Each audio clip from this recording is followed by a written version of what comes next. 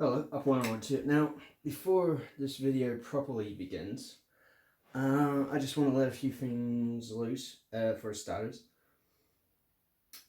The mixed traffic running session video that I'm doing, it will hopefully be finished and ready for next weekend.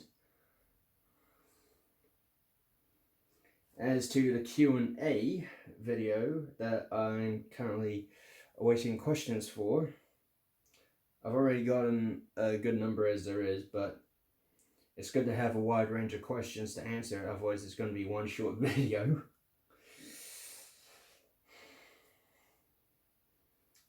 That will be done in about a fortnight's time, give or take. And I'm going to be doing a secret review video, which is not a locomotive, but I figure it's something that deserves a review. See how that turns out. Now, I hope you all enjoyed the video. Please watch and subscribe. Hello, up and onwards here. Now, this is just a follow-up on that track exchange video that I did a while ago. And basically, I now have the length of track I wanted here made entirely out of flexi, which I do like, except the point work. Naturally, I can't do flexi points. But it's a bit of a change because this one here is a set track point. Nothing wrong with those, they're quite good. This one up here is a streamline, slightly curved point. So it just sets off the curve just right. Bit of a kink as I'm looking down it now, but I can fix that later on. Right, now the bit we're going to be doing is on this section here. And simple thing, we got a simple tool list really is naturally one of these. I actually have to look at the pack now, cripes. JTEJ2, try saying that 3 times fast. Rail join plates. I dare anyone to say that 3 times fast. I dare anyone to say that 3 times fast. I dare you. Oh man. But joking aside, possibly a pin vice drill with, I would say, about 1 mil drill bit in it. Dremel, naturally a wee Dremel, with cutting disc as well as a wire brush disc. The wire brush I'll explain in a bit. Possibly good sharp knife, or, and I'll just clean this mess up a bit, put that over there. If you want to have precision work, a good scalpel, or any decent hobby knife will do. Also solder, so naturally a soldering iron. And I know you can only see about half my face, but who cares at the moment. Naturally, you gotta have track pins, a couple of pairs of very fine pliers, even ones with what I like to call a cranked nose. Oh, and of course, a hammer. No, not something like this. No, not this obese thing. No. I got a watchmaker's hammer lying around here somewhere. Could have swore I saw it a minute ago before I started recording. Heavens knows where it is now. Oh, and also, final thing, a nice weight. That is for good measure later on, and at the moment trying to figure out where that blasted little hammer went. Bother. But I've actually just realized I'm forgetting one of the most important things I need for this wee job here. And that is simply a good cuppa. So while I go grab one, hopefully in the time it takes me to make one, I should have found that stinking watchmaker's hammer. So, back in a tick and we'll get on with this. Right. But big boys in that part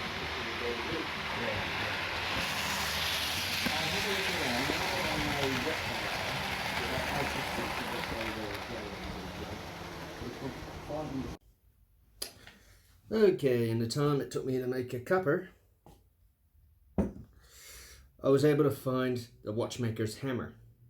Tiny little thing compared to this. It's nuts. And some dingo had the race by on the bike. Oh, that's lovely. Right, but before I can even think of doing any work on this, firstly, take the cutter head off and replace it with a wire brush head. Because it's got to prep the rails for soldering. Since this is already plugged in, it's not loud.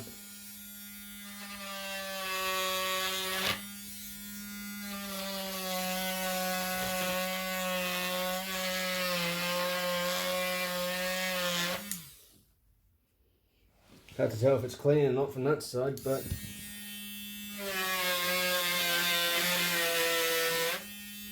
that's all right here.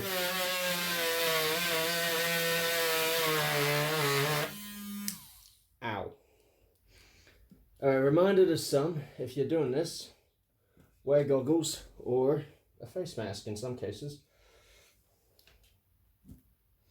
It all depends on how you take care of your looks.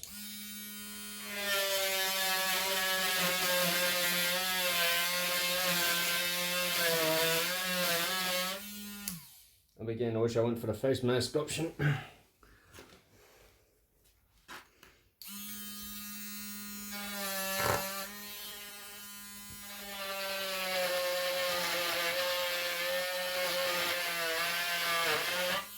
There we go. That's about as clean as you want, and you can always solder it on the outside of the rails. So that's where I cleaned it. And I just realized how knackered that brush is. Put my arm on the rails, that's pretty warm too. Ow. Alright. Now we test fit the piece under the rails, see where it goes. Okay. So we've got tons of room really between the joint, the rail sleepers and the joint. We've got tons of room, which is good because I got a lot of spare sleepers lying around I could use to fill the gap. Question of finding which suit and using them. Yeah, 2 of those would be alright. And 1 this side.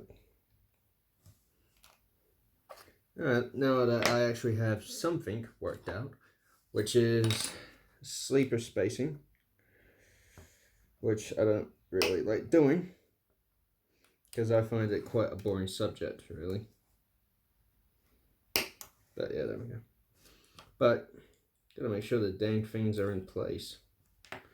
So I just figure out where they go. Fitting them is gonna be interesting, because they still have the plastic molded chairs fully on them. Don't know if the camera will pick it up because the autofocus blows. There we go. There we are.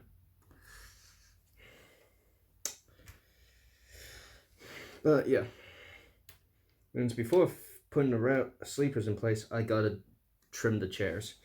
I'll do that in a bit. Right now, more important, after prepping this, we now know what is gonna actually work. And the thing that I like about these rail joiner pieces is, if I want to cut them, I just simply slot them in a piece of set track, and they fit, depending where you put, quite snugly between 2 rails.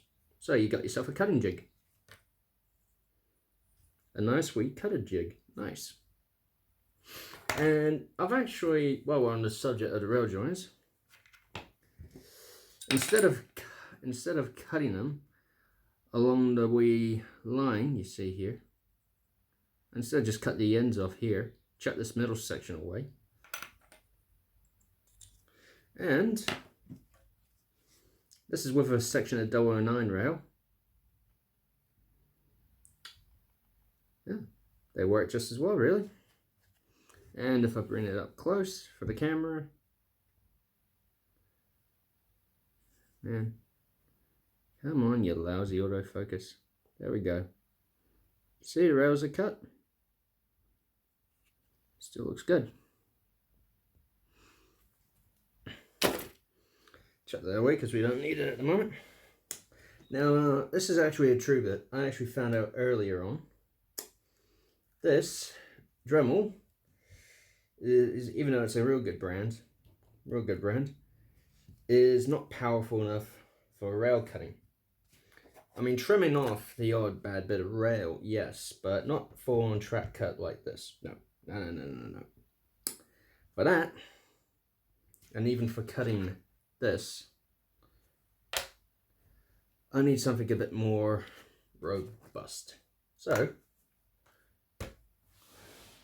with that one pushed aside, and don't worry, that noise was just me chucking the plug, because I got a cord running under the layout at the moment. So chuck out the old Dremel and bring up its bigger, badder counterpart.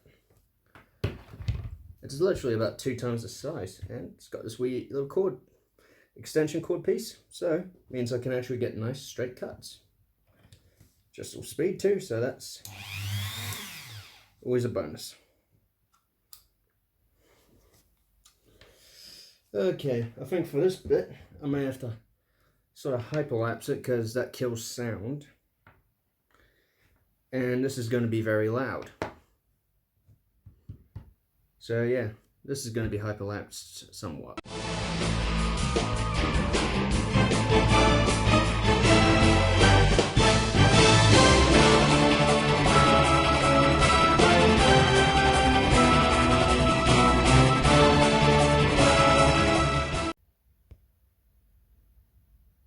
Okay, the rails are now cut and annoyingly move a bit free, which means the lining up and that's going to be a pain in the backside, but thanks to what I found out with this, I could just slide a joiner in like that and that lines them up right there.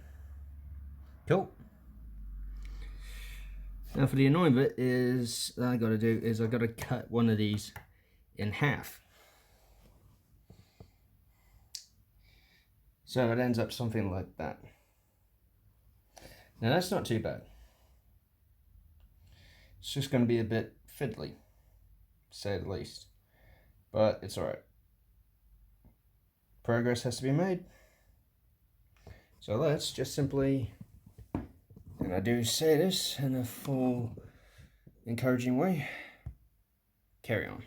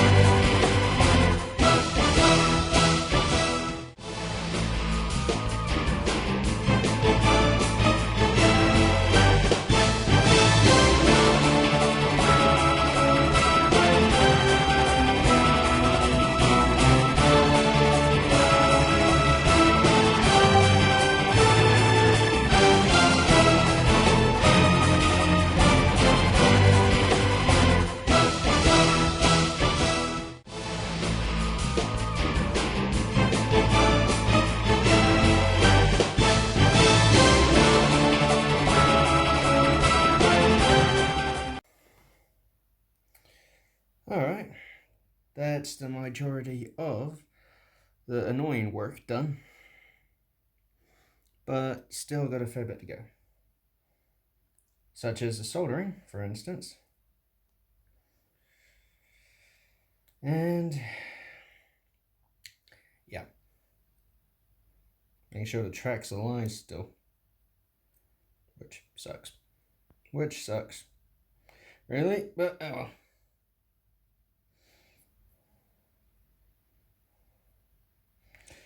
At the moment, trying to just cut the chairs off a couple of sleepers here so they fit into place nicely. There we go. Looks better already. So all I have to do really is grab my ends here, fit them in place, and then just solder them in.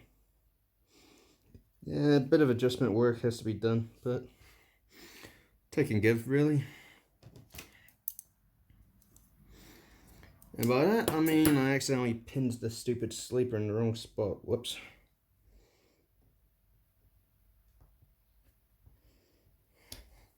And that pin's at it.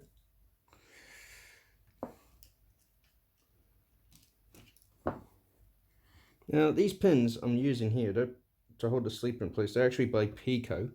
I can't remember what their product number is, but they're so tiny. They're so skinny. Makes them good for this kind of work, but also quite fragile.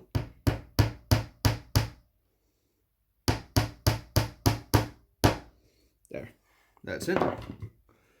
That's in place now, so just double check with the rail joiner.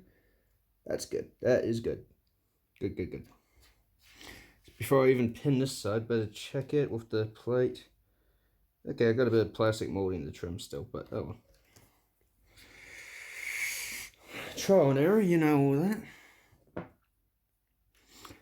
And yeah, it's part of the whole molding thing because what I have here is a piece off a bit of old flexi that I could not save really. It was too bad, too far gone.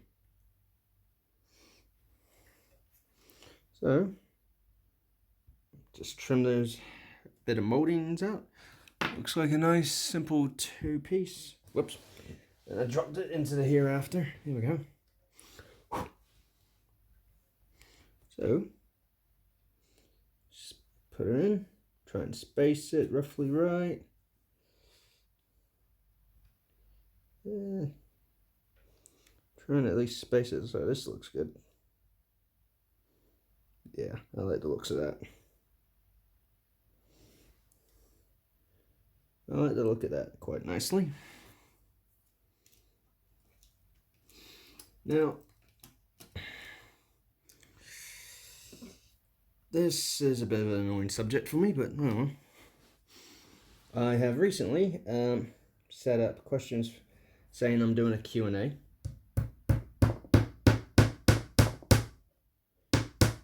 On several modeling pages on Facebook.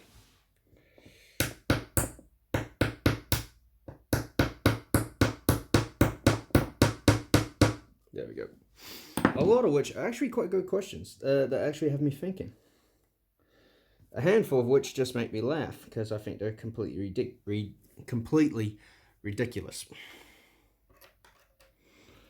Yeah.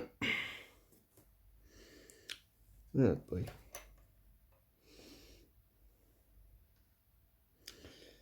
Oh boy. And you know, I just realized how big a gap I left to cut in the joint for this side of the rail. Oh boy. That's pretty bad.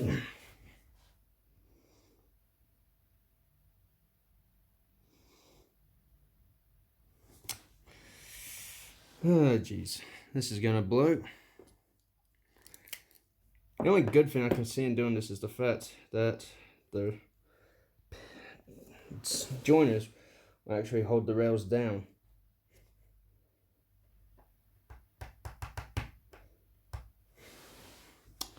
That's the only good bit I can see in this. So at the moment they lift up quite a bit.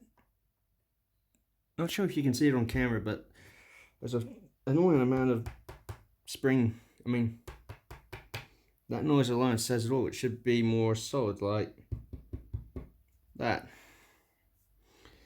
That is quite annoying. So before I solder them, I have to put this weight on them to hold them down. That way. Yeah, that sounds better already.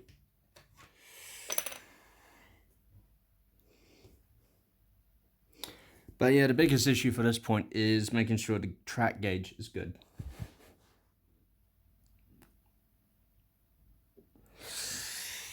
So while I let the iron heat up, I might as well enjoy my cuppa and figure this out. Okay. Ow. Kicked my darn toe on the toolbox. Ow. The iron should be well heated up by now. Just make sure it's clean before introducing any solder at all. But before doing any work with the iron at all, I just figured I might as well do a little crafty work here to make sure the come out, you silly damn pins. To make sure the plate, the joiner I should say, stays in the place I want it. Oops. It's going to be pinned down. So just carefully put the iron out of the way.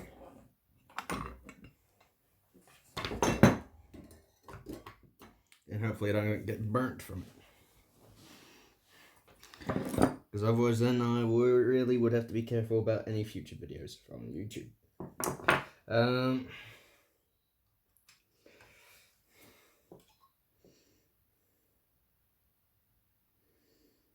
No, I already have it set for non-children for the whole copper thing anyway, so oh well. And congrats to anyone who gets what I just said.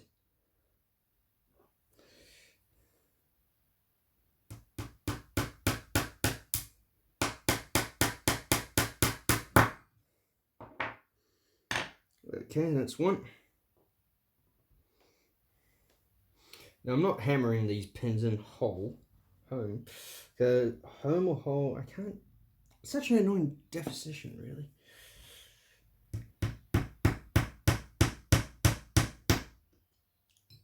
Also, a bigger hammer helps. But I actually found a section I did for when I did the 009 scale example. Found that section I chucked away. Gonna use it as my gauge piece for here.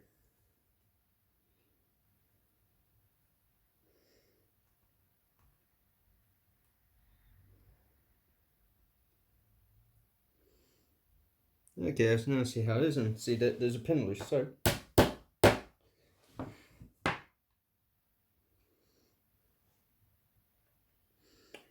yep. Still blows, but it's better than nothing.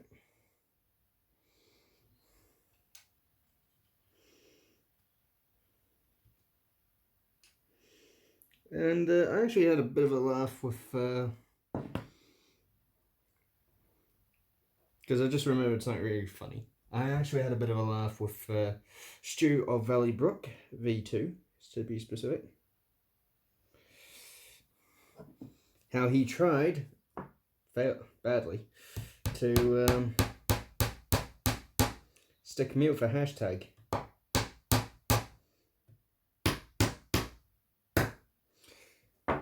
Sorry, Stu, buddy, but Stu Loves 70s is going to be around for a long time. Because it's funny, original, but most importantly, it's funny.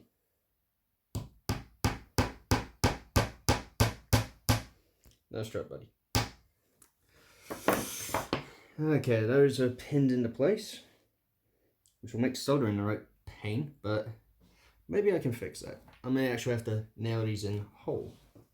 Home or hole, can't remember the term.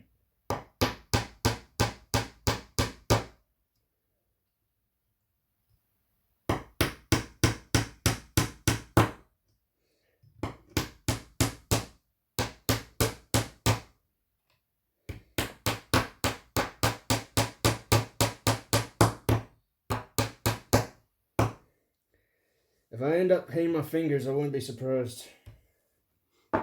for this bit, I may have to actually switch to the watch hammer.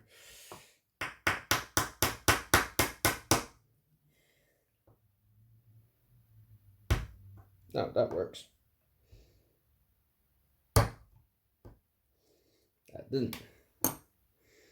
Okay. Now, the iron should be good and hot by now. Just gotta remember where I left my solder. And annoyingly, I have to start on this side over here because that's the most accurate looking it is. Oh boy.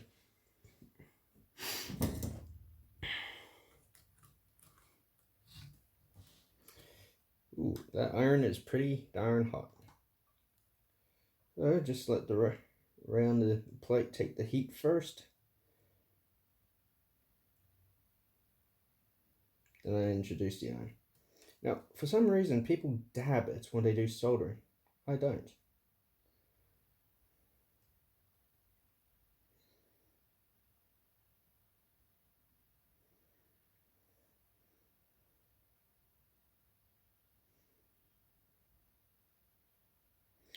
All right.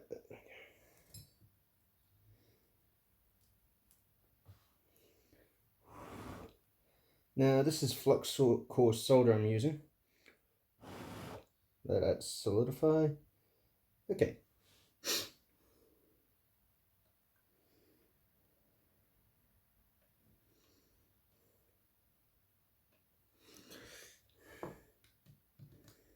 And one thing I learned from watching videos done by model making legend Tony Wight is you keep the heat on it until the solder and flux do their job. Come on, get it.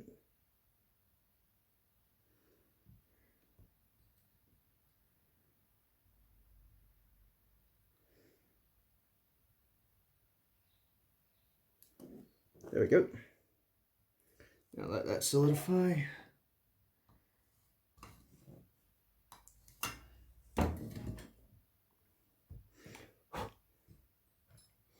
Now for this side.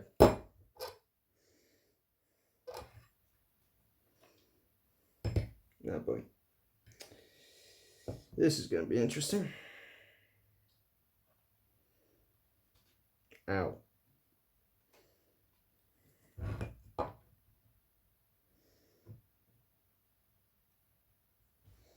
That burnt.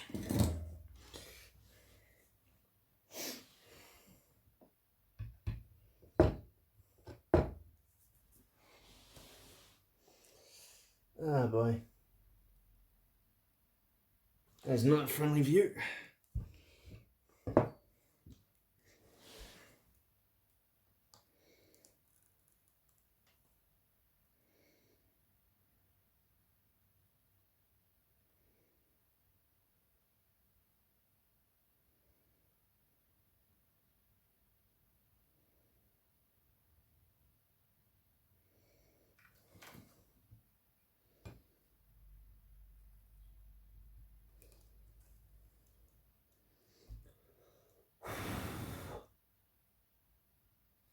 Alright. The only way I can tell that the solder is actually fully set is when it loses that shiny sheen and goes to a quite matte looking finish. Now naturally I'm going to have to test the join later on once all this hot iron work's done. But yeah, I think it's going alright. Might have been a fair mistake to cut the rails before doing this, but a bit late now.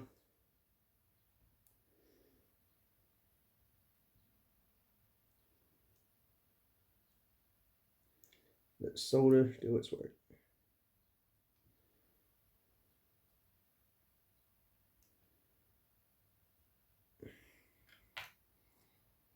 Okay, come on.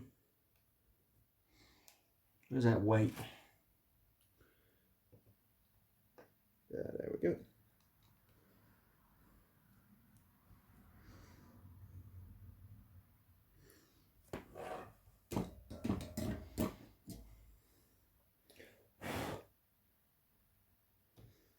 There we go.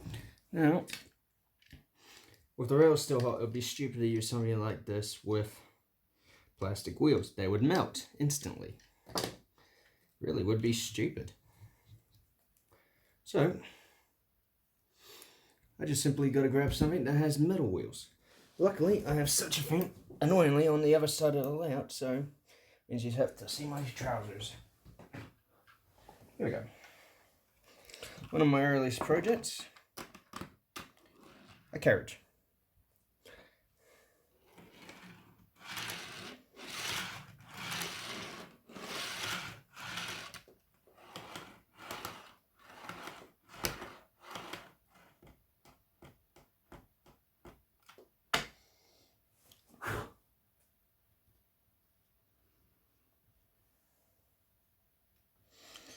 Okay.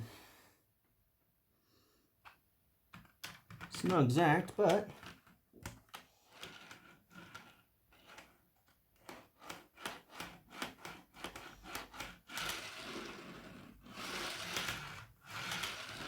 it'll do. That will do. Now, I could have simply just put this thing in as a solid, then, after it's all soldered in place, cut it afterwards, but I thought I'd show the hard way to do it so you know what not to do. In my opinion, the easiest way for it is put this in as a solid piece, and once you're happy with where it is along the cutting line, then you cut it after you solder. Otherwise, you have to really manhandle the track a bit, which is never good. It is a real pain. But now, looks alright. And that should hopefully be that. Thank you so kindly for actually taking the time to watch this. I actually do appreciate it. This is Up One Onwards saying, later.